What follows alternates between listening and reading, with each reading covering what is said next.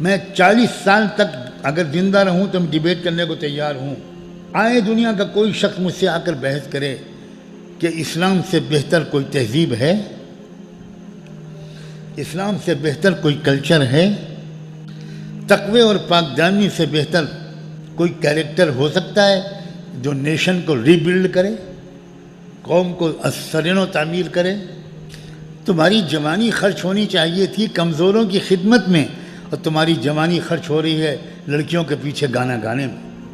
तुम्हारी जवानी खर्च होनी चाहिए थी बुज़ुर्गों, माजूरों, बूढ़ों, ज़ईफ़ों, उनकी खिदमत में।